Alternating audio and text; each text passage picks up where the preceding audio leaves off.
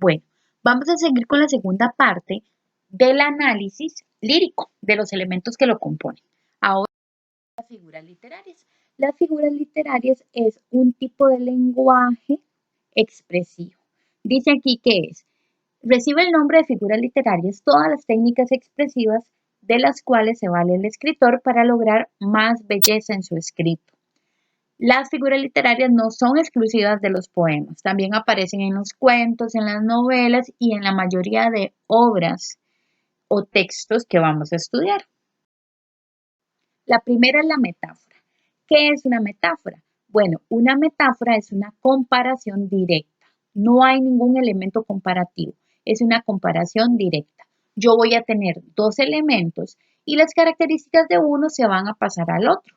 Pero para poder reconocerla tengo que imaginarme. Veamos los ejemplos aquí. El blanco algodón que surca el cielo de mis sueños. Entonces yo digo, blanco algodón. Aquí tengo dos elementos. ¿De qué estoy hablando? De las nubes. Me está comparando el blanco algodón con las nubes. Y entonces las características de un elemento se pasan al otro. En ningún momento esta metáfora me está diciendo que está hablando de las nubes, pero la está comparando directamente con el algodón. Entonces yo digo, nubes. Eso es una metáfora. O, por ejemplo, donde dice, el tambor que salta de tu pecho delata tus nervios por mí. El hecho de que el corazón se esté comparando con un tambor es por el boom, boom, boom en el pecho. Eso es una metáfora. Se están comparando dos elementos, pero yo me tengo que imaginar de qué es lo que me está hablando para poder entender qué es una metáfora. En la vida cotidiana, cuando vemos una metáfora, por ejemplo, cuando hay un apodo, ¿verdad? Entonces, por ejemplo, hay un compañero que es pequeñito, no sé, tal vez gordito y camina hacia los lados. Entonces a ese compañero le decimos pingüino. Vean cómo las características de un pingüino se le están trasladando a él. El hecho que yo le diga pingüino y otra persona que no lo conoce diga, mira, por eso le dicen pingüino, qué buen apodo, qué bien puesto. Eso sería una metáfora, donde se comparan dos elementos sin ningún elemento comparativo. La otra figura literaria es el símil. La símil también es una comparación, pero aquí se van a emplear palabras claves, tales como, tan, tal que, parecido a, igual que, semejante a, o alguna otra que haga la comparación. Vean este ejemplo. Arde mi corazón como leña seca en el fuego. Está diciendo entonces que el corazón, ahí está comparando dos elementos, ¿verdad? Pero tiene esa palabra específica como. Sus ojos brillaban tal cual dos esmeraldas al ver a su amor apasionado. Yo aquí me puedo dar cuenta que los ojos de esa persona son verdes, tales como las esmeraldas. Aquí en la vida cotidiana tenemos un ejemplo parecido, ¿verdad? Aquí sería el mismo apodo, pero aquí yo podría utilizar una palabra clave. Entonces yo puedo decir, Juan es como un pingüino. Y entonces aquí estoy utilizando un símil en la cotidianeidad, que también es una figura literaria. La siguiente es la prosopopeya o personificación. Aquí es darle cualidades humanas, cualidades propias de una persona a los animales o a los objetos. Eso se va a llamar prosopopeya o personificación. Veamos los ejemplos. El sol ardiente de aquella tarde desmenuzó la flor. Desmenuzar es tomar los dedos como el pollo, ¿verdad? Desmenuzar. Eso es algo que solo lo pueden hacer los seres humanos, ¿verdad? Alguien que tenga esa cualidad de utilizar sus manos para eso. Entonces está diciendo que el sol puede desmenuzar, es una característica humana. El otro ejemplo dice, con mi llorar las piedras enternecen su natural dureza y la quebrantan. Las piedras no se pueden enternecer, o sea, ser tiernas. Eso es una característica del ser humano. Bueno, ¿cuándo utilizamos esta figura literaria? Por ejemplo, cuando estábamos pequeños y nuestra mamá nos decía, no corte esa flor porque se va a poner a llorar. Eso es una cualidad humana en un objeto, ¿verdad? Que va a ser, pues también es un ser vivo, pero es un objeto, ¿verdad? Eso es una personificación. También tenemos la hipérbole.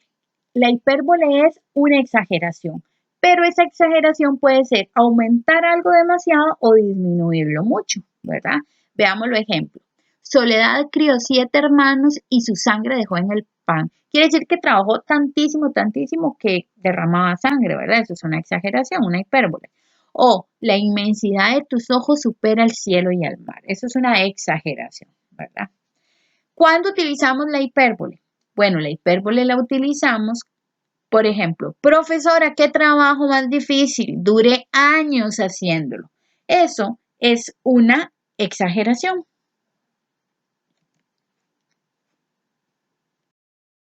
Bueno, también tenemos las figuras de construcción. ¿Qué son las figuras de construcción? Son libertades en la construcción del poema que tiene el autor, ya sea con sentido de significado o bien solo por estética del mismo. Voy a parar aquí para recordarles lo siguiente. Tanto las figuras de construcción como las figuras literarias no tienen que estar todas en un poema. Puede ser que solo haya una figura literaria y haya 3 de construcción o así, ¿verdad? No quiere decir que estén todas. Lo que sí hay que hacer es buscarlas. Las figuras de literarias hay que leer el poema para poder encontrarlas. Mientras que las figuras de construcción usted las va a encontrar con solo ver el poema. No hace falta leerlo ni analizar el poema en sí, sino con solo ver el poema usted las puede encontrar.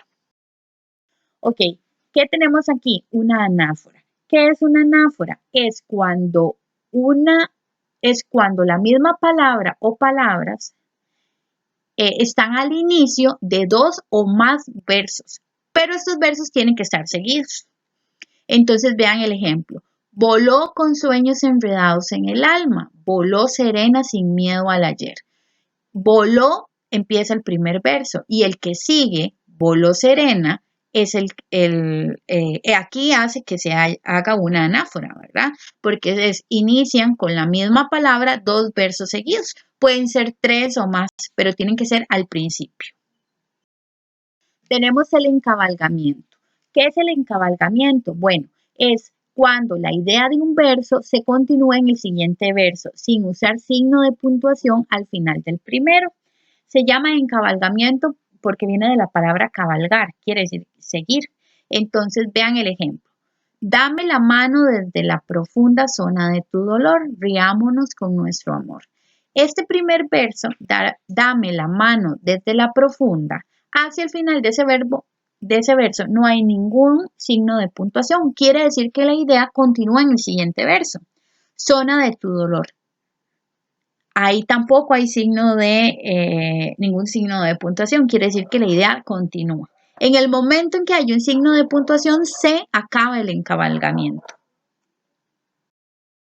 El otro es la reiteración. Es la repetición de una o varias palabras, pero aquí va a ser en el mismo verso. ¿Qué era un verso? ¿Recuerdan? Cada línea que tiene un poema, ¿verdad? Entonces, se va a repetir una o varias palabras en el mismo verso. Por ejemplo, de otro, será de otro.